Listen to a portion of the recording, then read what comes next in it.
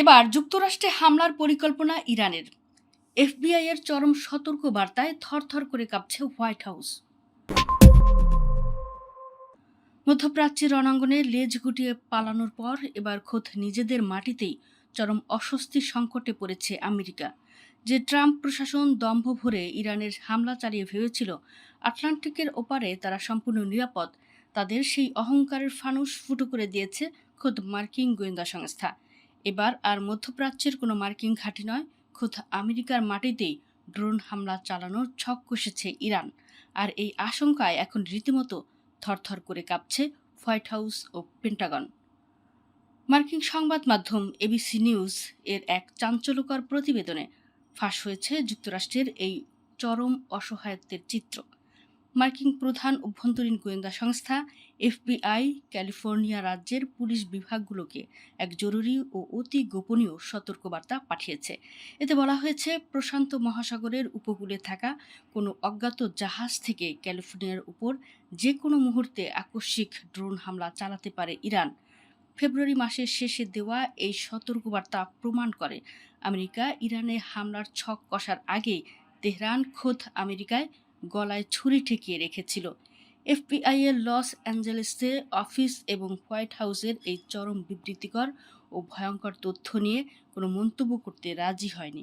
নিজেদের ব্যর্থতা ঢাকতে মার্কিন কর্মকর্তারা এখন দাবি করার চেষ্টা করছেন যে গত ১২ দিনের টানা বোমা বর্ষণে হয়তো ইরানের এই সক্ষমতা কমেছে, কিন্তু মাঠের বাস্তবতা বলছে অন্য কথা। ক্যালিফোর্নিয়ার গভর্নর গ্যাভিন নিউসম থেকে শুরু করে লস অ্যাঞ্জেলেসের শেরিফ বিভাগ এখন সর্বোচ্চ সতর্ক অবস্থায় রয়েছে। উপাসনালয় থেকে শুরু করে গুরুত্বপূর্ণ স্থাপনায় সশস্ত্র টহল বাড়ানো হয়েছে, যা প্রমাণ করে আমেরিকার ভেতরে আতঙ্কে বাস্তবতা কতটা ভয়াবহ। সবচেয়ে বড় বোমা ফাটিয়েছে ডিপার্টমেন্ট অব হোমল্যান্ড সিকিউরিটির সাবেক গোয়েন্দা প্রধান জন কোহেন।